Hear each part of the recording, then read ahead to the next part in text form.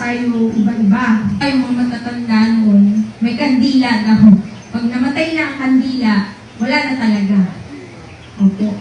Naniniwala po ako doon. Hindi kandila. Ang paniwala ko lang, may time po tayo, iba-iba. You know why I say that? Because sa experience ko rin, may mga tinry po akong ising na namatay pa rin. Nakaka-frustrate talaga yung mga ganun. Nag-meditation po ako, Dr. Sudabarrios, may isang doktor doon, Island. Wala siya sa station niya kasi may nahulog sa pinunang niyo, spinal injury. So sinundo po ako ng tricycle, dubuan ng tricycle. Niya, Dok, narinig ko may mission dito. Kailangan ka namin. Sabi ko, ha? Hindi ko, bakit? Mayroon pong nataga. Mamamatay din. Umalis yung doktor namin. Pwede kayong tumulong. Eh, hindi ba ako doon? Batang doktor. May gamit ka. Kasi doon naman, barangay health station. Sabi ko, sige, punta tayo. Nagpakilala yung nurse. Sabi ko sa mga nurse na naiwan, kausapin niyo yung mga tao dito kasi marami pa. Ako lang din ang doktor.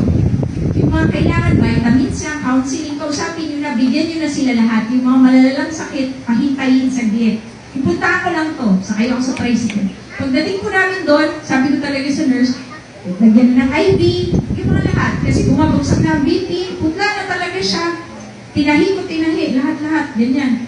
Nag-explain pa ako kasi mapuputol yung mga daliri, lahat, ganyan. Nasid ko po lahat, pati daliri, okay. Ang BP niya normal, bago po ako umalis, I was sure he was stable. The next day, nakita ko po yung relative, naalala ko siya kasi kinausap ko silang mabuti na matatahi ko po lahat ng kamay, daliri, pero hindi ko po sure kasi na mababalik yung function, hindi po ako hand surgeon. Sabi ko lang, parang disclaimer ba, kung gusto niyo po na mabalik ang function, kailangan niyo siyang dalhin sa regional hospital, baka may surgeon doon, pero 4 hours away po. I-explain nila sa akin, realities, kita may, na, naku doktora, hindi na lang. Pipirma na lang kami ng waiver kasi magbebenta pa kami ng kalabaw para makapaggastos, may bibili ba agad, yung magbabantay pa, yung kakainin ng magbabantay, everything else, di ba po? So sabi ko, in short, sige, nasave ko siya. Alam niyo, sabi nung kamag-anak the next day, kamusta po siya? Namatay. Bakit? Lasing po kasi yun, kaya nataga. Nahulog siya sa atre. Sa kama. Nauntog yung ulo. Patay. So, naisip ko talaga, wala no, kung oras na po oras. Pero ang punto lang is, yun nga, we make the most out of what we have, di ba, in our lives. And sana the life, yung healthy po, what is really healthy, yung may optimal quality. Yung we don't just live like zombies, yung todo, araw-araw, day in, day out, ganun lang. Important po yung intentionality.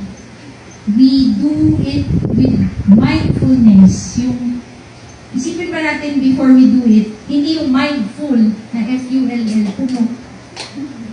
Hindi na natin nasisip kung ano yung mahalaga and then tuloy-tuloy na lang. So, yun lang po ang, ano po ba?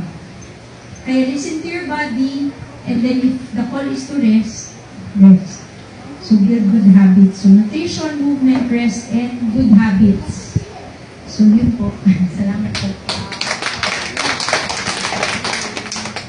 Maraming salamat sa additional na stories and biomedical orientation na sa